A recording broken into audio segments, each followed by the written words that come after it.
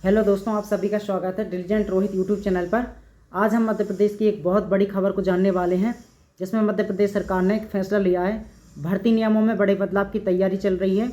हर साल 30 सितंबर तक विभाग अपनी ज़रूरतें बताएंगे, तब व्यापम परीक्षा कराएगा। MPPSC साल में 5 परीक्षा ही कराएगा और ESB सिर्फ एक बार। ESB मतलब इसका पहले का नाम व्यापम था, अब उसका नया नाम ESB कर दिया है। ESB की परीक्षा में क्वालिफाई हुए उम्मीदवारों में से ही विभाग करेंगे भर्ती। तो जानते हैं इसके बारे में और थोड़ा डिटेल। इस दिवाली 2025 दिवाली के बाद में उच्च स्तरीय एक मीटिंग होने वाली, हाई लेवल मीटिंग रखने वाली मध्य प्रदेश सरकार। उसके सामने एक प्रस्ताव रखेंगे जिसमें प्रारंभिक ड्राफ्ट बनाया जाएगा, फिर आएगा इसका अंतिम ड्राफ्ट, जिसमें ये कहा गया, मोटी मोटी जानकारी के तौर पे मैं आपको यहाँ पर बता दूँ कि ESB लेगा एलिजिबिलिटी टेस्ट। मेरिट लिस्ट बनेगी जो 2 साल तक रहेगी मान्य, मतलब इसका टाइम पीरियड रहेगा 2 ईयर्स के लिए। जैसे एक बार आपने एग्ज़ाम एक CET कॉमन एलिजिबल टेस्ट एक पेपर होगा, एक ही पेपर होगा, जिसमें उसकी जो वैलिडिटी है वो आपकी 2 साल तक रहने वाली है। अगर 2 साल के बीच में कोई भर्ती आती है तो उस मेरिट के आधार पर आपके जो अंक आए हैं या जो परसेंटाइल है उसके आधार पर आपको जिस पोस्ट के लिए आप एलिजिबल होंगे उस पोस्ट के लिए आपको पोस्ट दे दी जाएगी।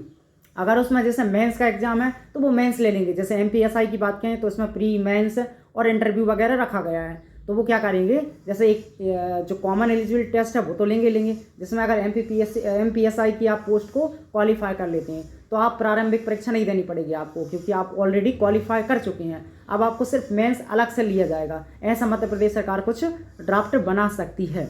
अभी और न्यूज़ों में चर्चाएं होंगी तो उसके आधार पर फिर हम थोड़ा सा और अच्छे से जान पाएंगे। अभी जो न्यूज़ आई मैंने उसको आपको कवर किया है। MPPSC की बात की जाए तो अब ये परीक्षाएं राज्य परीक्षाएं होंगी। इंजीनियरिंग, यांत्रिक, माइनिंग आदि वगैरह की परीक्षाएं खुद लेगी और खुद लेती है अभी, तो इसमें कोई छेड़छाड़ नहीं की गई है।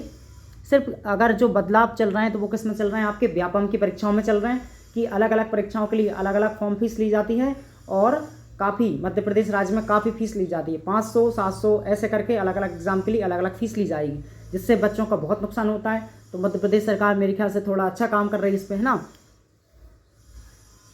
अब विभाग कैसे भर्ती नियमों का पूरा करेंगे, तो विभाग ऐसे करेंगे भर्ती। विभाग अपने यहाँ भर्ती का विज्ञापन निकालेंगे, नोटिफिकेशन निकालेंगे। इसके बाद क्वालिफाई हुए अभ्यर्थी आवेदन करेंगे, मतलब जिसने CET common eligibility test pass किया है सिर्फ वही लोग उस नोटिफिकेशन जो पोस्ट आएगी उसके लिए फॉर्म फिल कर पाएंगे। जिसमें आवेदन आएंगे उनकी मेरिट बनेगी, मेरिट के आधार पर नियुक्ति मिलेगी उनको। भर्ती का विज्ञापन हर साल जारी होगा। उदाहरण के लिए यदि विज्ञापन 25 में जारी होता है तो आयु की जो गणना है 1 जनवरी 2026 से की जाएगी। तो इसमें ये ध्यान रखना है आपको। सभी विभागों की अर्हता वाली एक ही परीक्षा होगी, ये मैंने आपको समझा ही दिया है। अब इसमें बदलाव से परीक्षा एजेंसियों, सरकार और उम्मीदवारों को ये संभावित फायदे होने वाले हैं। क्या क्या फ़ायदे रहेंगे इसमें? एक अभ्यर्थी एक बार क्वालिफाई होने के बाद 24 महीने तक पात्र रहेगा। दूसरे साल फिर से परीक्षा में बैठता है और उसकी रैंक सुधरती है तो वह उस रैंक से आवेदन कर सकेगा। इससे सरकार का फ़ायदा ये होगा कि बार बार परीक्षा कराना और अतिरिक्त मैन पावर नहीं लगाना पड़ेगा।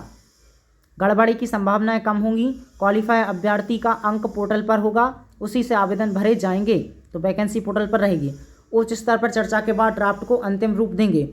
भर्ती परीक्षाओं की संख्या कम करने पर काफ़ी कम हो गया। जल्द ही उच्च स्तर पर प्रारंभिक ड्राफ्ट पर चर्चा होगी, फिर से अंतिम रूप देंगे। MPPSC व ESB में परीक्षाओं की संख्या काफ़ी कम होने वाली है। तो ये जो संजय शुक्ला जी हैं ये मुख्य सचिव GAD हैं, तो इनके सामने बात रखी है मध्य प्रदेश सरकार के मुख्यमंत्री डॉक्टर मोहन यादव जी ने, और मुझे लगता है ये सराहनीय काम है। ठीक है, इससे काफ़ी जो अनएम्प्लॉयमेंट है वो थोड़ा सा हद तक कम होगा और समय समय पर वैकेंसी आएंगी तो बच्चों का पढ़ना सार्थक रहेगा। तो आज की वीडियो में यहीं तक हमने न्यूज़ कवर की है। आगे कोई अपडेट आता है तो मैं आपको ज़रूर इस पर सूचना दूंगा, तो आप मेरे चैनल पर जुड़ जाइए। प्लीज़ चैनल को सब्सक्राइब करें, लाइक करें, कमेंट करें। आपको वीडियो कैसी लगी आप बताएं।